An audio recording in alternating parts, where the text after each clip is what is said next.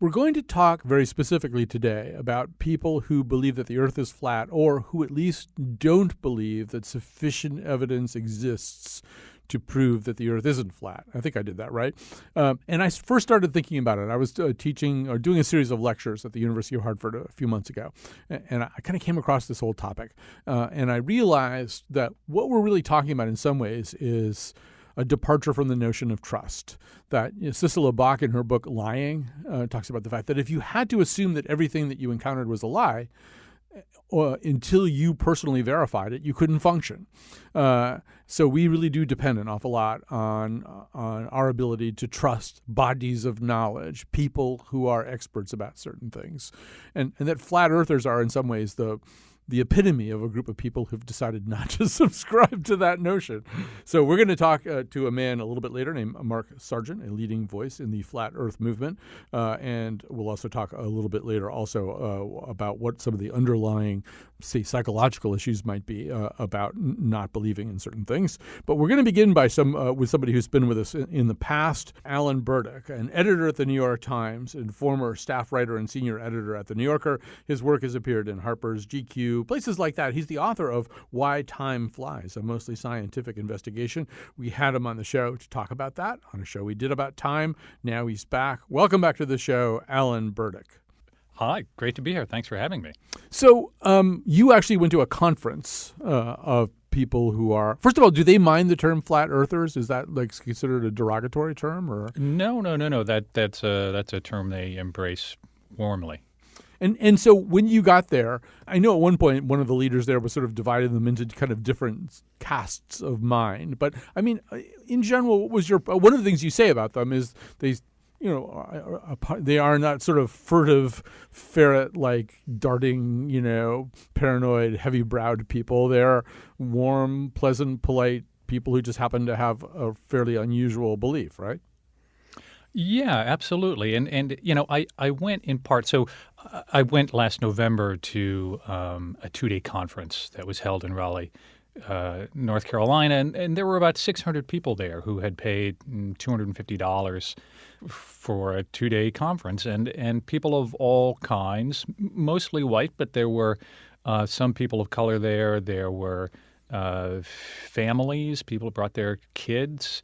There were university students. There were retired cops, people who worked in IT, pretty wide spectrum, and but who believe this idea entirely in earnest. We should say that this idea grabbed a little bit more kind of, above the horizon traction recently because two fairly prominent basketball players started talking about it. Kyrie Irving and Shaquille O'Neal, independently, I think, of one another, have talked about the Earth being flat. Let's hear a little bit about what that sounds like. The fact that it's a social phenomenon that Kyrie thinks the world is flat is hilarious to me. I'm going to believe what I believe, and then, whether I think the world is flat or whether I think the world is round, believe what I believe. What did you make of the Kyrie stuff? It's true. What? The Earth is flat. Shaq, what are you talking about? The Earth is flat. That's the dumbest thing you've ever said. That's a high bar to get over. I do not go up and down in a 360 degree angle and all that stuff about gravity. So you mean to tell me that China is under us? China is under us. If you keep they are under us. That's what they tell you when you're a kid? The world is flat. If you dug straight through your backyard, you could get to China.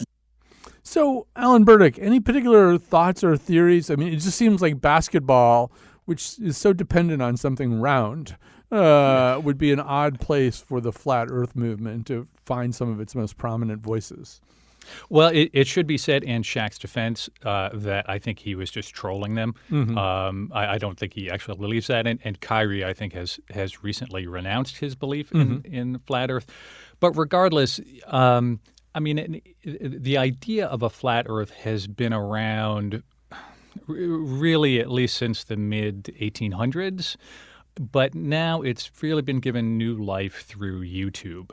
And in many senses, it's just another one of those conspiracies that people who spend a lot of time on YouTube come to believe. And the folks I talked to at the conference really felt like the flat Earth was essentially the mother of all conspiracies. They've embraced all the other ones, Pizzagate, the fake moon landing, George Soros, everything. And once you click on kind of one conspiracy video, the way the YouTube algorithm is set up, it just feeds you more of the same. And as you kind of keep falling down that very dark hole, sooner or later, what shows up in your sidebar are videos about the flat Earth and purporting to, argue the veracity of a flat Earth. Yeah, one of the passages in your article that kind of really made my hair stand up a little bit was you're describing this guy, Daryl Marble, who's one of the flat earthers who spoke at the conference, and he talks about exactly the process you just described, Alan. It says for 2 years, Marble and his girlfriend drank in YouTube. We went from one thing to another. Sandy Hook, 9/11, false flags. We get into the Bilderberg, Rothschilds, Illuminati, all these general things that one ends up looking into when you go on here because you look at one video and then another suggestion pops up along the same lines. And then, eventually you kind of come to this ultimate place, which is that the Earth is flat. So that's... To me, though, I would say that there's two cognitive shifts that are contained in there. And the first one is we don't know everything, right? There might be things that we don't know. And that's like when you talk to I've talked to a lot of these kinds of people too. When you talk to anti-vaxxers, that's typically what they'll say, right? We don't know everything. There might be some things that we don't know. I don't know if you want to expand on that. Well, what struck me is in order to believe that the Earth is flat, you have to do so much work to disbelieve really everything. Any picture, photograph you think you've seen of a round Earth has been photoshopped, allegedly. You can't really believe in gravity. It's not easy. So there's this kind of confluence of one strand of kind of conspiratorial thinking, where you just actively disbelieve anything that you can't see directly in front of you. I've never been to Jupiter, so who's to say that it's round, and millions of miles away. And there's a strand of kind of anti-science, anti-authoritarian, not just like we don't believe in evolution, we don't believe in dinosaurs, but we want to do our own research. We want to do these experiments ourselves, and why should scientists be allowed to have the authority when we can demonstrate, what we believe to ourselves, and what that really gives you, as you mentioned at the top of the show, is a kind of empiricism that is so extreme that it can't tell you anything about the world beyond what is immediately in front of you. And, I was very struck. One guy there said to me, look, I know this is a crazy idea that the Earth is flat, but if it was so crazy, how come I'm able to persuade people that it's true? And that was his logic. If I believe it, it must be true. The other thing about this, I think, is that one of the ways in which YouTube has kind of helped explode this is that there are people who are really, really good at doing that kind of explaining, that kind of persuasive explaining, and then bringing to bear on it some modern production values. I mean, Mark Sargent, who's going to be on in a little while on this show, you mentioned him in the article as somebody who's makes YouTube videos that are kind of, they don't look like the work of some crank locked down in his basement. Yeah, and here's where I began to get a little bit suspicious. I mean, I was in the audience of 600 people who, genuinely believe this stuff. And up on stage is a series of people who purport to believe this stuff, and maybe they really do. But, at this point, there's decent YouTube money to be made by saying anything, right? And especially with Sargent, I mean, really everybody else at this conference comes from a scriptural literalist point of view. There are very few atheists in the crowd, and I don't know. I am just not entirely convinced that everybody who's selling it actually believes it. That is sort of the other kind of cui bono Cicero question, to whose benefit. So it's also to the benefit, I guess, of people who are advancing a particular scriptural point of view, that not only can they emphasize things that they feel anyway are contained in the Bible that would conform more to the idea of a flat earth, but they're able to reject quite a large other body of science that they might find disturbing along with that, right? Yeah, and we do live in a media universe, in an internet universe where increasingly you don't really have to encounter information that challenges you, that kind of pushes beyond the bubble that you're in, and so we do really, all of us kind of create these self-reinforcing sets of beliefs, sets of information, and it's quite easy for somebody to come along and create a beautiful 30-minute pseudo documentary that's engaging to watch and that just tells you what you think you want to know. But I also wonder, Alan, whether there's just something in our wiring, that draws us back to this all the time. I mean, for example, you write about a very influential book from 1865, Samuel Rowbotham's Zetetic Astronomy, which makes a case for the flat Earth. Then he's not entirely alone. I mean, you cite some other works that have popped up over the decades. I don't know if you want to say anything about Rowbotham in particular, but there's maybe a market for this just because it doesn't really feel like we are walking on a basketball. It feels like we're walking on a basketball court. Yeah, I mean, it does. The reasoning for a flat Earth appeals to extreme common sense. Like, well, water. How could water curve, right? Who's to say that those images of Earth from afar are actually true? I haven't seen Earth from afar, so how do I actually know? And you do at some point have to trust that what people are telling you is true, right? And it's kind of a choice of who you're going to trust. Are you going to trust NASA? Or are you going to trust the guy at the Flat Earth Conference who's watched a lot of videos? I mean, at some point, when I went to this conference, I didn't really bother challenging anybody on the facts because it just gets so recursive that there was really no point. But I did repeatedly try to get people to tell me how they thought. I mean, if every single NASA photo you've ever seen has been Photoshopped, then there must be thousands of people out there who know the truth, right? How do you keep this a secret? Right? It's not a small conspiracy. This is a vast, vast conspiracy. But we can't really get anybody from the inside to tell us, how NASA is actually faking everything. And the word that kept coming back to me from these folks was compartmentalization. You compartmentalize your knowledge. You don't know what the guy at the next desk is working on. It's deeply distrustful. It's so distrustful of anything that that you can't really believe anything but what you've seen yourself. I'll ask Mark Sargent about this too, but maybe you got some insight from the conference. So let's reverse it and do the mental exercise. So imagine that the Earth is in fact flat. What would be the incentive for the government and science and other participants to circulate the falsehood that it's round? Who would gain any particular advantage out of saying that the Earth was round if, in fact, everybody really secretly knew it was flat? Atheists, Luciferians, Satanists. That was the response that I got when I asked people. So again, this is a crowd that is deeply religious and they take portions of the Bible quite literally.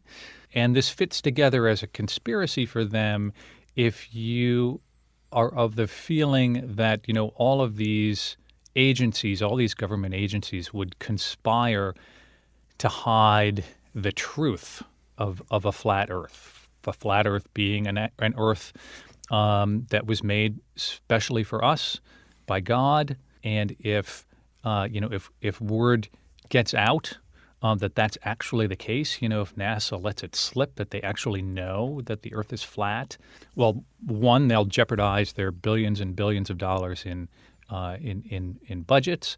But then they'll be letting on to the truth of God, and heaven knows science can't possibly allow that to happen.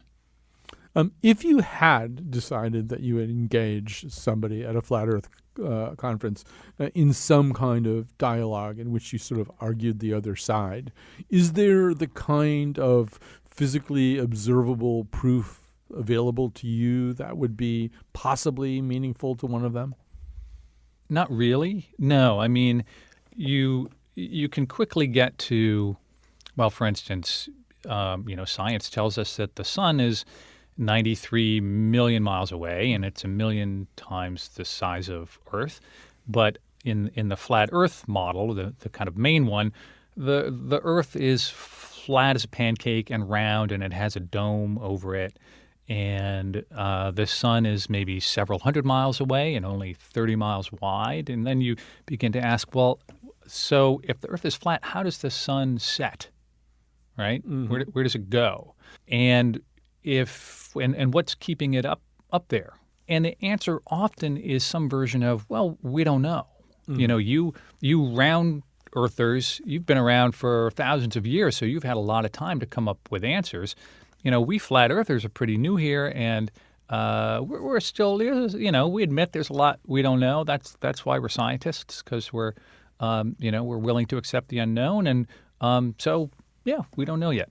It does seem that some of the things that are done on behalf of the scientific view can very easily be inverted to do the other thing. And the one that jumps out at me in particular is, as you probably know, Tesla has actually SpaceX has actually put a Tesla in space with this, kind of dummy starman in it, and there's camera footage coming back. And I mean, it's the kind of thing where if you show that to people who are already suspicious about this whole thing, it actually looks more suspicious. It's supposed to prove somehow that the Earth is round because you can see this Tesla and this dummy in the Tesla.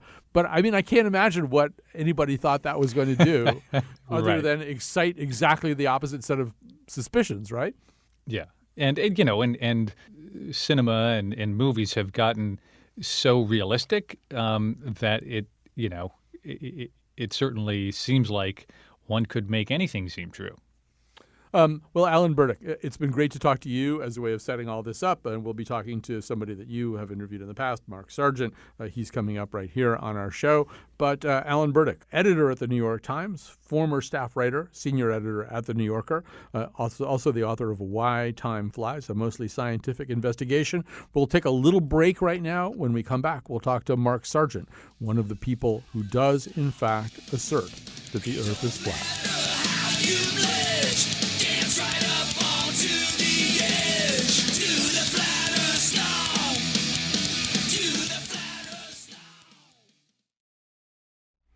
All right, and we're back. We're going to talk to Mark Sargent right now, one of the leading voices in the Flat Earth movement. And before we do that, I'm going to say that we're live here in the afternoon on Thursday. So if you're listening and you have a question, I'm not really interested in having somebody come on here and really debate about spheroid versus flat with Mark Sargent. I don't think that really would get us very far. But if you have an actual question that you would like to ask, our number is 860-275-7266.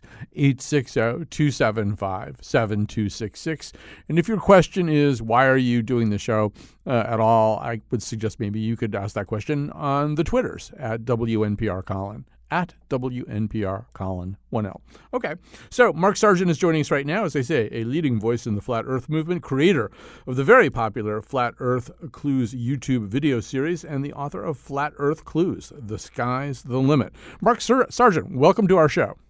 Hi, Colin, and thanks so much for having me. And why wouldn't you do this show? Well, why wouldn't we do this show, actually? Yeah, we certainly don't want to be part of any, act of covering up something anyway. So, So let's imagine that you and I are in an airport at the luggage carousel, and I have my bag. You're still waiting for your bag. It's going to be coming up in about a minute. And you mentioned to me that you're going to a flat Earth conference where you're one of the key speakers. And I say, Right. What are you talking about? And so you got about a minute before your bag comes. Okay. Yeah. Okay. How can I do it in 60 seconds? Real easy. I am the freshman recruiter for a metaphorical university called Flat Earth. And what that means is that we are not this tiny little rock flying through an impossible universe that could be wiped out at any given time. We are instead inside a planetarium, a terrarium, a Truman Show, if you want to use the 1998 movie, a building with walls and a floor and a ceiling, and even our best and brightest couldn't figure it out until about 1960, and that would be the United States and the Soviet Union. And when they did, they just decided to keep it a secret. It's not like the humans didn't build this. There was something much bigger than us and much older and much more powerful that built it. But that was basically it, and they tried to keep it a secret up until about 2015, and then it started to break down. Our detection technology finally caught up with everything else, and now we're able to kind of find the breadcrumbs, find the clues. So this is a built environment built by some more masterful power than the great human empires that we're familiar with. Although, I mean, in terms of detection equipment, I suppose one question people ask you a lot is, wouldn't just like sailing in one direction for a really long time be a good form of detection equipment? I mean, wouldn't you like hit something eventually? I would turn around and say because most people, if you take out NASA and all the space agencies, because it's not like we didn't think the Earth was a globe before 1972, before the first blue marble picture. Most people will say, well, we can see ships going over the horizon, right? We all have seen this. Boats will go off into the distance and they're gone. They're gone over the side of the curve, right? They haven't fallen off the edge. They've gone over the side of the curve. And I'd say, yeah. Up until about 10 years ago, I'd say you're absolutely right. But with HD digital zoom, now we can bring these boats back into frame at ranges and distances which are far beyond what the curve should be. If the curvature, and again, I don't want to spook people with math, it's 8 inches per mile squared, which is 8 inches per mile per mile. So 3 miles would be 3 times 3 is 9 times 8 is 72 inches, and it gets worse and worse. Yeah, but Mark, well, I mean, wouldn't you hit? I mean, if there's a dome, wouldn't you like hit the dome at a certain point? Wouldn't somebody bump into it?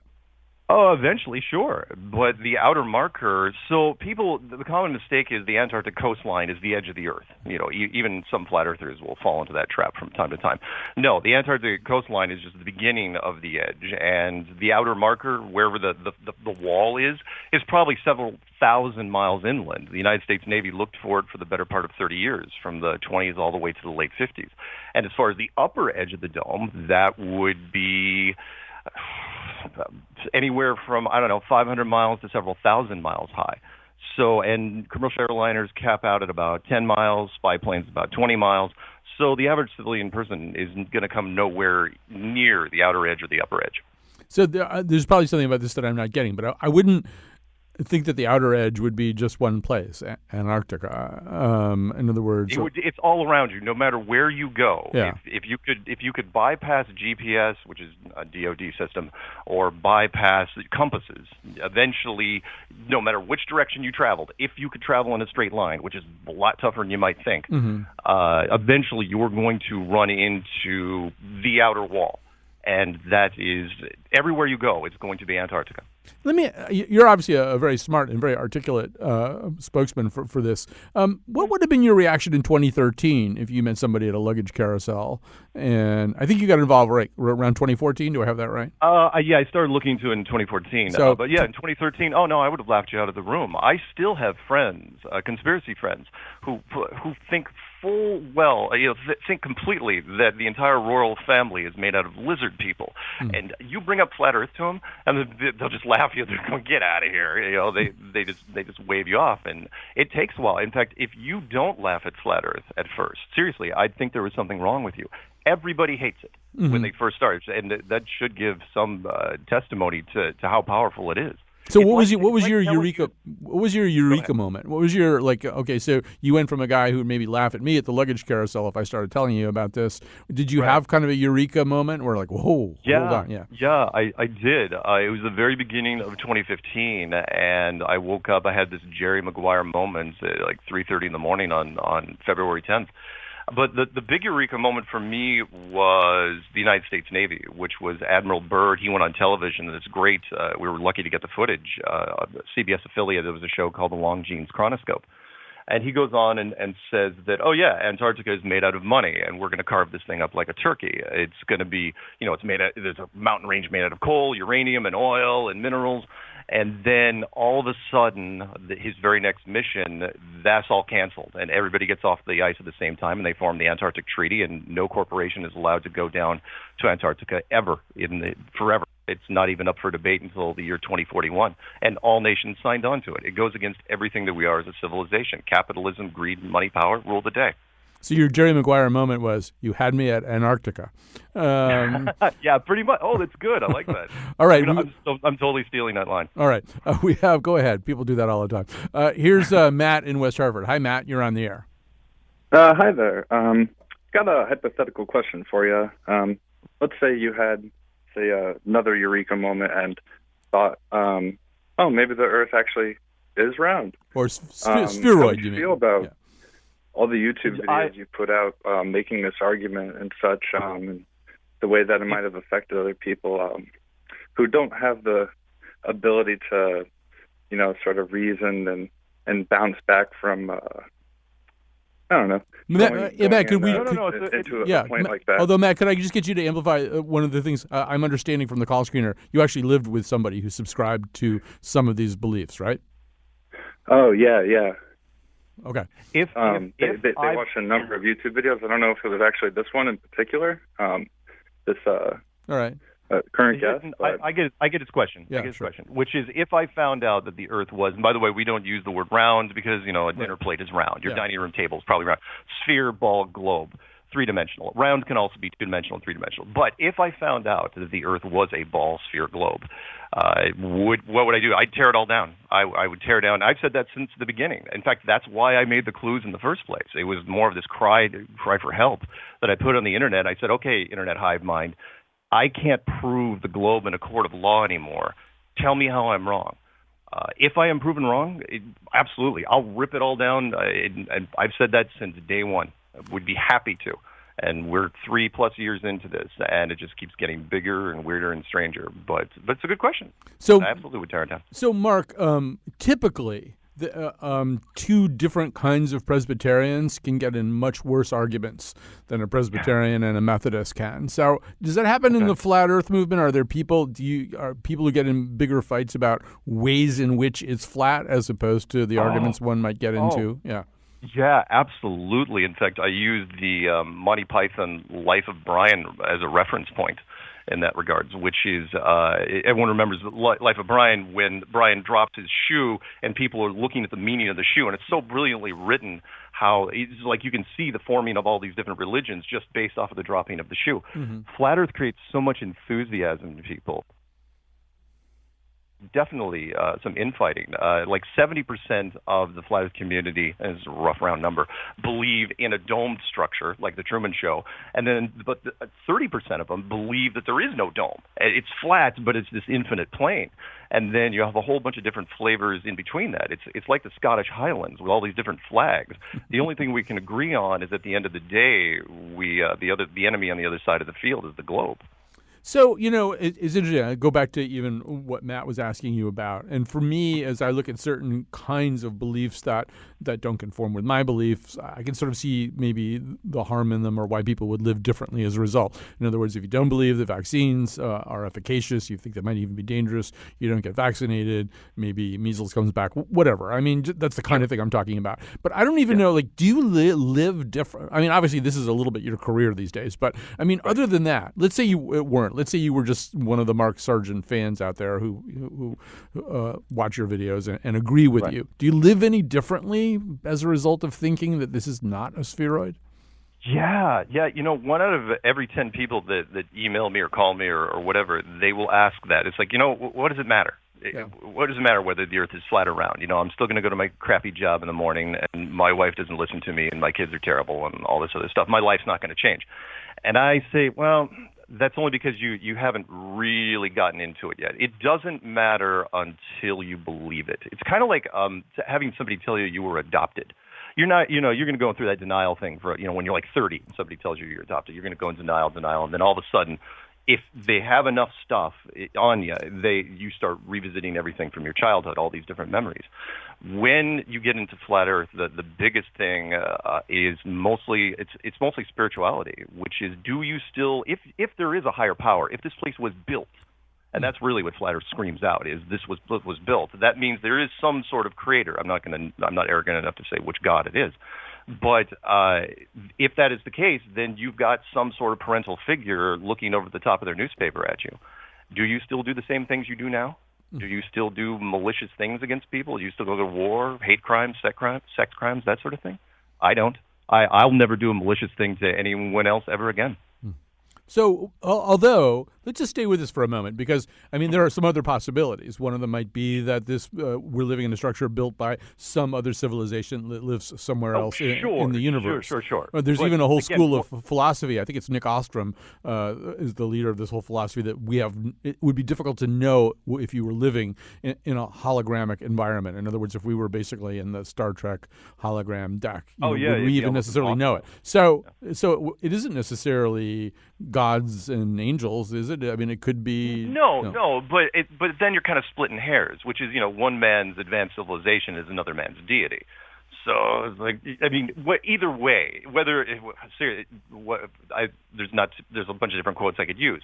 But if a giant golden spaceship, let's say, landed somewhere near Boston, and some wonderfully beautiful blue aliens came out, there would be a lot of people that would worship them as deities, and other people that would say, oh, they do look like Avatar. Mm-hmm. So you get this weird mix. But either way, it kind of has the same effect. So let's talk about the dome idea a little bit. We have a call coming in from Matt in Avon, but maybe I can just sort of summarize his question. Apparently, everybody who calls up today is going to be named Matt. But his question is like, how would you establish the existence of the dome? What makes you think there's a dome as opposed to these other people you talked about who just think it's an infinite plane with a sky and whatever? Sure. The two reasons. One is that a dome would establish a pressurized system, meaning that pressure, like air pressure that we're in now, right? Pressure cannot exist without some sort of container. I don't care if it's a basketball or a volleyball or a soccer ball or a can of hairspray or spray paint. Pressure needs a container, and yet the Earth is one of the only two objects I've ever seen that doesn't apply to, meaning you've got, they say, well, gravity's holding all the air pressure down. Okay, where is the bleeding edge between our atmosphere and the endless expanse of the vacuum of space? I've talked to several vacuum engineers, and they say there is no way. The power of the vacuum is no joke. The atmosphere of this world should be just torn off instantly, with easily, and that doesn't happen. That'd be the first thing as far as the dome goes, and then a circumstantial thing would be why the United States and the Soviet Union were firing atomic weapons straight up for 4 years, from the late 1950s until the early 1960s, firing nothing. That's all the program they did, the Operation Fishbowl, and that was the American program. The Russians don't name theirs as creatively as ours, and they were firing straight up. And I knew exactly what they were doing when I was like, oh yeah, they were going to map. First they tried to punch through it, and then they were trying to map the sky because their early shots were the early megatons couldn't break through. So when I hear all that, it makes me nervous because, I guess you wouldn't use the term global warming. But here we are with this dome, and we've got people firing nukes in the air. Well, and pollution is going up there with no place to go, and it just seems like, are there vents? Does anybody come and clean up or turn down the thermostat, or how does that all work? That's an excellent question, because it's actually surprising to me how many people have asked, do you believe in climate change? And I said, oh, yeah, absolutely, I believe in climate change. In fact, if you were in a building, and anyone that's gone to a sports stadium after a pyrotechnic show knows this, it's like that smoke hangs around for a while, even with the vents in the sports stadium. It hangs around. Do I think we have this, as far as this thing being mechanical, are there automated processes like the jet stream and the underwater conveyor system and the magma system? They all play a part. But I think the human condition has really done some, not necessarily damage, but it is affecting this. And there's a reason why we have wild weather. And if they don't want to call it global warming anymore, they want to call it climate change, that's fine. But everybody knows there's something weird happening. I mean, look, 3 weeks ago, I was getting a tan up here in Seattle in November. Right. How did that happen? 20 years ago, I would have died of exposure, and now I'm getting a tan. I've never seen this before. So this is a built environment. We need to take better care of our built environment. Yes, of course. Yeah. In fact, the environmentalists should be happy about this because it's like, oh, yeah, if it is a building, we absolutely should be. The automated processes can only do so much. You know, you put 7 billion people and, internal combustion engines. Every car is just this tiny little furnace. Billions of those things are running every single day. Of course, the system is going to have to compensate in some way. So this question is another one that really doesn't necessarily apply to you, although I guess it kind of could.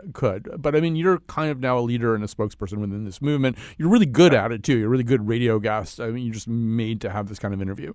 But I mean, let's pick the guy who or woman who's watching your videos and also getting pretty excited about this idea.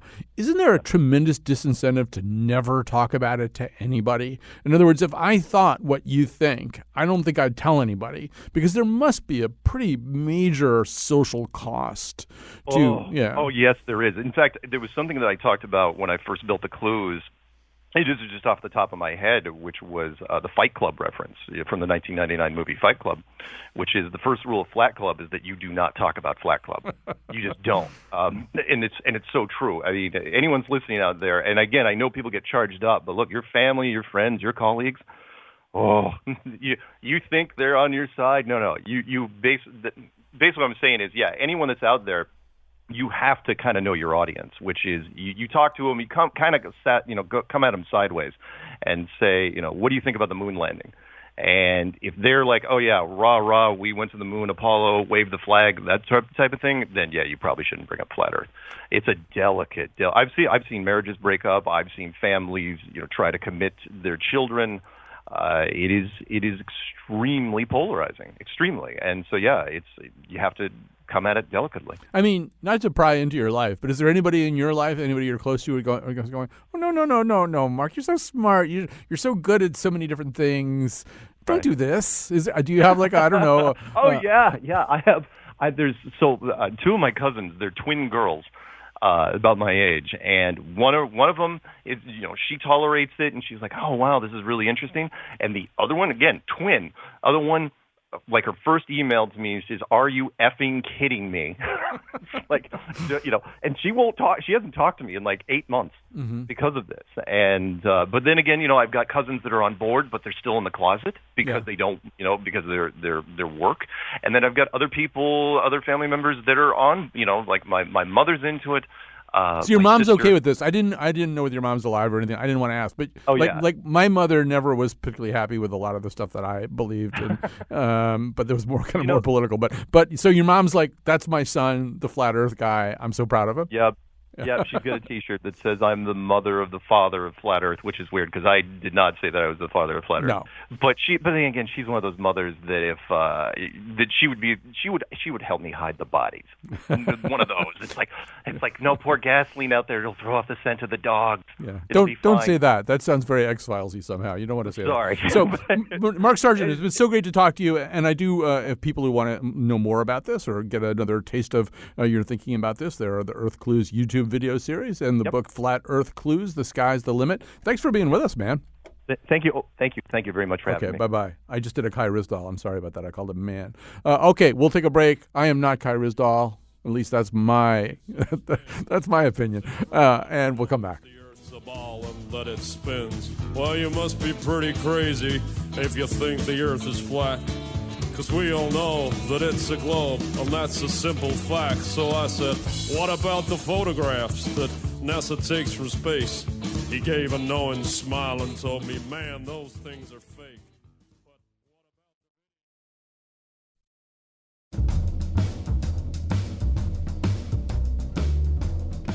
I just figured out daylight savings time. They need us to sleep an extra hour so they can clean the dome. Today's show is produced by Josh Nalea, or someone claiming to be Josh Nalea, and me, Kyone Wolf. You can believe everything I say. Amanda Fish keeps swimming out to this place where she bumps into plexiglass, and the part of Bill Curry was played by Shaq.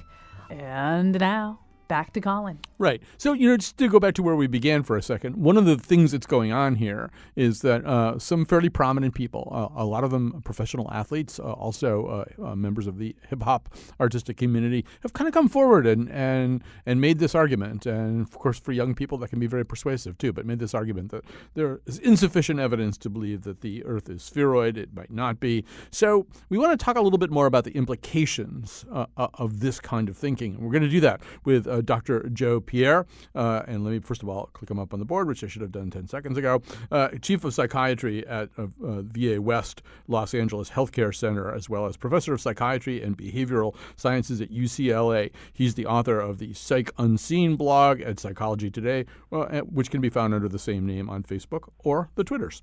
So, Dr. Joe Pierre, welcome to our conversation. Thanks for having me. It's a great topic. I think people are very interested in why people believe weird things. That's one of the reasons I went into psychiatry. Yeah. So there's actually just fortuitously at Salon.com today a piece by a guy named Chris Impey, who's a scientist, I think, at the University of Arizona, talking about the same thing. He started researching the web, and he wasn't surprised to find hundreds of millions of web pages about ghosts and auras, but he was pretty surprised to find tens of millions of pages about things like levitation and the flatness of the Earth. And so what's happening here? I mean, it seems to me that people aren't so much believing in a very specific thing like the Earth is flat, it's not a spheroid, as they are kind of disengaging from whatever the accepted body of fact is. Yeah, I'd say a couple things about that. Certainly when we talk about flat Earth beliefs specifically, I like to divide it into two parts. There's the conspiratorial part that you've talked about in the previous part of the show, where in order to have this belief, you also have to believe that there's this mass cover-up, not just by NASA, not just by the U.S., but by other foreign governments and, the astronauts and all sorts of people who've taken photographs. I mean, it's this vast conspiracy. The other half of it is, I think, the part that appeals to flat earthers, which is the idea that there might be some room for genuine scientific debate and research and experimentation. I think what makes flat earthers a little bit different is that unlike something like maybe climate change or even vaccines, there's an overwhelming amount of evidence that the Earth is in fact spheroid. So that also makes flat earthers a little bit unique. Somebody from your profession is therefore interested in how you institute some kind of format of verification. So you and I could pool our resources and buy Mark Sargent a ticket. We probably couldn't afford it, but let's say we could buy him a ticket on SpaceX so he can go up there and see the Earth from outer space on a privately funded space journey. I have a feeling that wouldn't persuade him. That ultimately, because he now has this kind of understanding of fakery, that this would just be another kind of fakery. Maybe you can comment on that.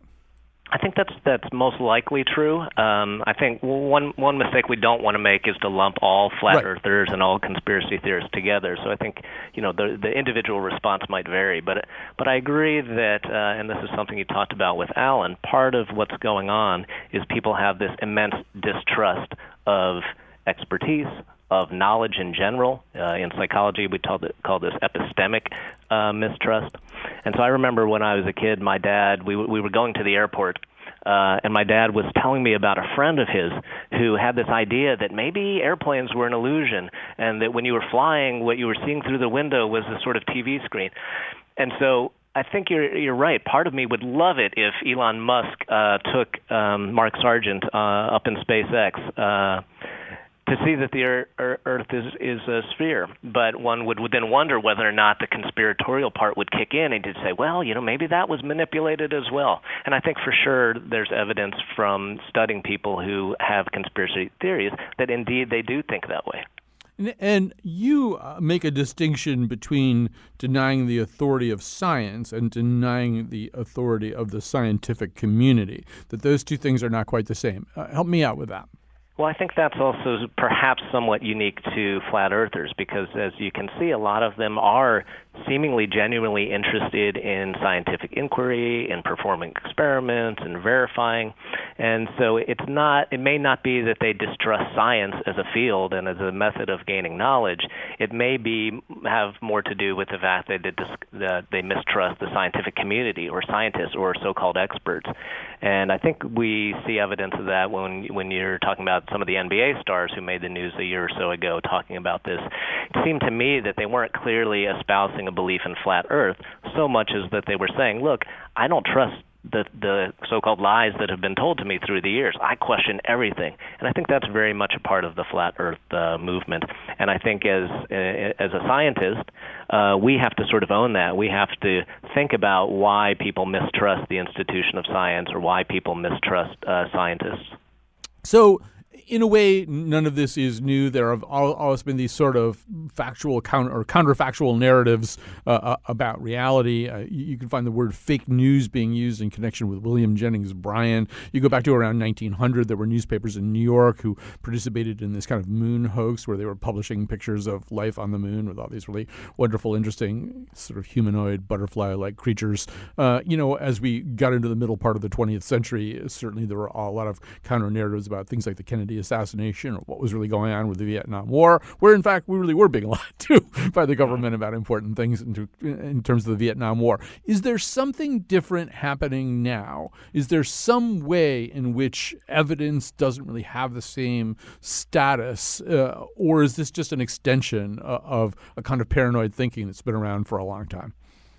Yeah, I guess it's sort of both. I think for sure you're acknowledging an important point that in some ways this isn't new. I mean, flat Earth thinking goes back, many, many years, and of course, prior to discovering that the world was not flat, people thought that it was flat. But I think for me, the thing that's really changed in the past several decades, I mean, you talked about this with Alan as well as Mark, this idea of when we disclose unusual, fringy beliefs to our friends and family, the normal response is this sort of shaming, like, what are you talking about? This sounds crazy. That really has changed in the era of the Internet. So for just the past 20, 30 years now, we have a totally different way of absorbing information, that is learning about things, doing quote-unquote research, but also sharing information. So flat earthers sometimes talk about how it's very lonely being a flat earther because their friends and family don't want to talk to them. But then they get on the Internet, sites like Reddit and 4chan and these kind of places, and then suddenly you have instant access to all these people who rally around the same cause. And I think it's very interesting that, Mark talked about in the flat earth movement, there is in fact this great diversity and actually debate about different aspects of flat earth beliefs. There was I was featured briefly in a recent documentary movie called Behind the Curve that goes into the flat earth movement and actually features Mark quite centrally. And one of the fascinating things to me that I learned from that movie is that a lot of flat earthers actually believe that Mark Sargent is a mole, a NASA mole, or a shill, and that he's sort of a fake of some sort. And that to me really highlighted, again, the diversity of what people believe within that movement, but also the sort of vast conspiratorial aspect of it.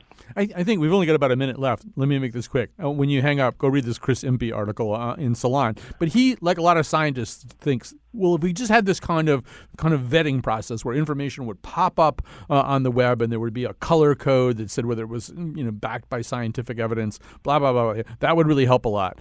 But there's this huge human factor that you're talking about, and that the scientists tend to think, well, if we just gave them the right facts, it would all work out just fine.